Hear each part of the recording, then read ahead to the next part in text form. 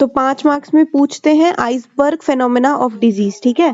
तो iceberg phenomena of disease में क्या होता है, डिजीज इन अ कम्युनिटी में be compare to an iceberg, ठीक है। तो किसी भी कम्युनिटी में जो भी डिजीज है उसको हम किससे कंपेयर कर रहे हैं, आइसबर्ग से, ठीक है। आइसबर्ग क्या हो गया, एक नोकीला पहाड़, ठीक है। तो उसकी जो फ्लोटिंग टिप होती है, जो नोकीली जो चीज है, जो फ्लोटिंग टिप है, वो क्या है, what physician sees in community, जो हमें दिख रहा है, जो डॉक्टर के पास जो पेशेंट्स आते हैं ना, वो फ्लोटिंग टिप से कंपेयर किया है क्लिनिकल केसेस को।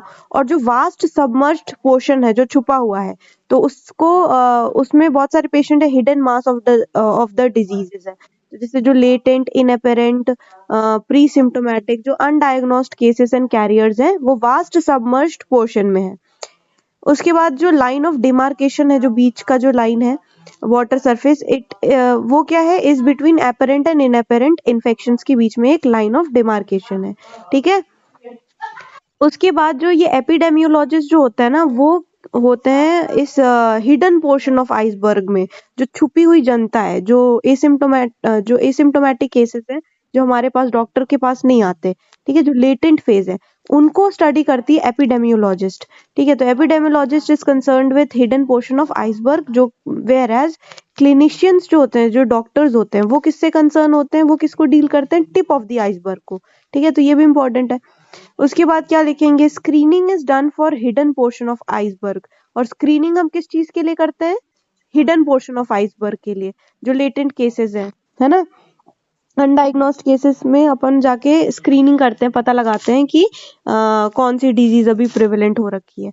वेयर एज डायग्नोसिस किस चीज के लिए हम करते हैं, टिप ऑफ द आइसबर्ग के लिए, है ना। डायग्नोसिस बनाते हैं, उनका जो भी केसेस आते हैं अपने पास, उनकी डायग्नोसिस बनाते हैं। Iceberg phenomena is not shown by rabies, tetanus, measles और रुबेला, ठीक है।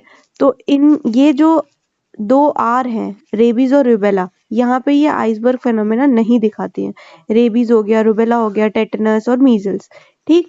तो ये आइसबर्ग ऑफ डिजीज लिखा है, इसका ये जो डायग्राम है ना, ये देखें तो जो ऊपर का जो लाइन है, सिम्टोमेटिक डिजीज है, ठीक है, व्हाट द फिजिशियन सीज। और जो बीच जो है वो प्री सिम्टोमेटिक डिजीज है, what the physician don't see. तो ये आइसबर्ग ऑफ डिजीज है। पैथोजेनेसिस, फेस ऑफ डिजीज, तो अच्छा, मतलब आइसबर्ग ऑफ डिजीज में सिर्फ इतना ही लिखना है, यहाँ तक ही, ठीक। तो ये हमारा आइसबर्ग ऑफ डिजीज हो गया।